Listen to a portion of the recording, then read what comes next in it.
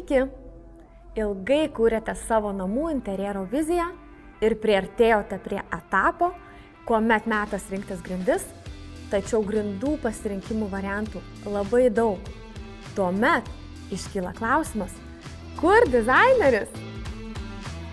Šiandien esame visiškai naujame grindų salone Vilniuje, kad pasidalintume su jumis informaciją, ką turėtumėte žinoti prieš paspaudžiant vadybininkui ranką.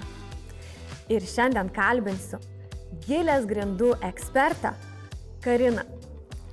Tai dizaineris tikrai čia vietoje. Labai malonu, Daiva, kad pakvietėte mus į savo laidą.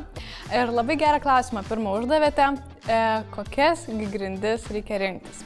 Tai iš savo asmeninės patirties visada stengiuosi komunikuoti su klientu, kokius variantus jis svarsto ir ko reikia. Tai vinilinės grindys ir laminatas tai yra plastikas ir nenatūralu. Ąžuolinės grindys tai yra prabanga, natūralumas ir jaukumas namuose. Tad nuo čia ir pradėsime. Labai dažnai sulaukiu iš savo klientų klausimo dėl grindų pažeidimo. Ypatingai gyvenant su mažais vaikais, su augintiniais, su suvaikėjusiais suaugusiais. Kaip su tuo tvarkytis? Nuliūdinsiu visus, nes nepažeidžiamos grindų dangos nėra, braižosi tiek ąžuolinės parketlentės, tiek vinilinės grindys, tiek laminatas.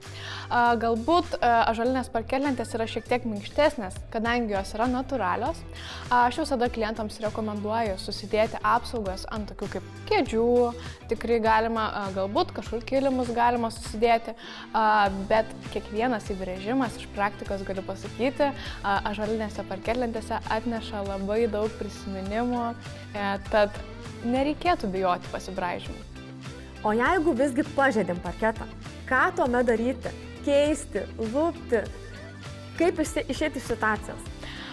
Su ąžuoliniu parketu yra tikrai labai paprasta šito klausimu. Jeigu atsitiko bėda namuose, nelaimė, nukrito vaza, puodukas, parketas įskilo ar kažkokios kitos nelaimės, išsipjaunam lentutę, pakeičiam naują ir jau žymiau kaip nebūta. Tad tai yra labai paprasta ir tikrai nereikia bijoti ąžuolinių parketlenčių. Labai aktualus klausimas mūsų užsakovams yra, kaip yra montuojamos ąžuolinės parketlentės. Ąžuolinės parketlentės turi du skirtingus montavimo būdus. Tai gali būti klijuojama parketlentė arba su klik sistema. Aš visada rekomenduoju klientams klijuojamas parketlentės, nes jos yra kokybiškesnės. Kodėl? Kadangi parketlentė prisiklijuoja, jų parketas tampa stabilus. Tai reiškia, išvengiame barškėjimų, traškėjimų vaikščiant ir išvengiame atsiradusių tarpų. Su klik sistema jau yra šiek tiek kitaip. Klik sistema tai yra plaukiantis būdas, parketlentės labai paprastai susineria viena į kitą, tačiau dažniausiai atsiranda tarpai ir grindų girgždėjimas. Tai tokie yra pliusai ir minusai, tai visada klientam rekomenduokite klijuojamas parketlentės ir tikrai viskas bus labai gerai. Karina, esu girdėjusi, kad ąžuolines parketlentės galima atnaujinti. Tai reiškia, po 10-15 metų, darant interjero renovaciją, galima turėti visiškai naujas grindis. Papasakokite plačiau apie tai. Tikrai taip. Ne veltui mes ąžuolinės parketlentės vadiname ilgaamžiškomis, todėl kad jas galime atnaujinti. Atnaujinimas yra tikrai labai nesudėtingas, tiesiog yra šlifuojamos grindys, šlifuojama 0,5 mm lamelė, panaikinami visi įdaužimai ir įbrėžimai ir keičiama netgi spalva. Tai reiškia, kad daromės visiškai kapitalinį buto ar namo remontą, keičiam spalvą ir turime visiškai naujas grindis ir su 4 mm lamelė galime tai daryti 5-6 kartus per gyvenimą. Savo kuriamuose interjeruose didelį dėmesį skiriu grindų spalvai. Labai dažnai susiduriu su klientų abejonėmis dėl ąžuolinių grindų ir būtent dėl grindų atspalvio.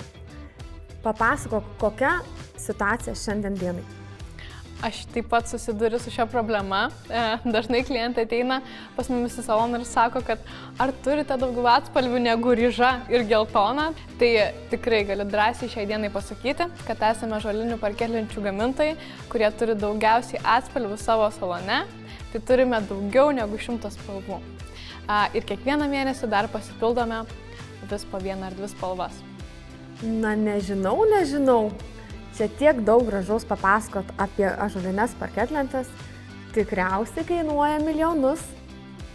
Na, milijono ąžuolinės parketlentės tikrai nekainuoja. Šiai dienai ąžuolinės kokybiškos parketlentės ir vinilinė danga yra labai panašios kainos, tik tai ilgoje perspektyvoje ąžuolinės parketlentės yra atnaujinamos, o vinilinės grindys yra lupamos lauk. Tad ąžuolinės parketlentės gaunasi pigesnės. Karina, į ką užsakovams reikėtų atkreipti dėmesį, renkantis ąžuolinės grindis? Klientams reikėtų atkreipti dėmesį į ąžuolo lamelės storį, tai turėtų būti 4 mm ąžuolo lamelė. Taip pat labai svarbu atkreipti dėmesį, koks yra parketlentės pagrindas. Aukščiausias parketlentės pagrindas yra beržo faniera, jinai yra atspari drėgmei ir pritaikyta šildomoms grindims, tad tai yra turbūt labai svarbu. Ir taip pat padengimas.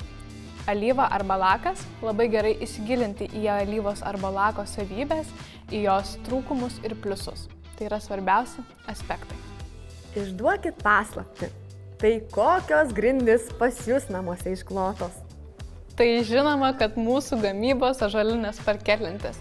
Ir visą šitą mūsų susitikimą aš pasakau iš savo praktikos ir kas yra svarbu ir į ką reikėtų atkreipti dėmesį. Karina, noriu labai padėkoti už informatyvų pokalbį ir esu įsitikinusi, kad pasimatysim dar ne kartą.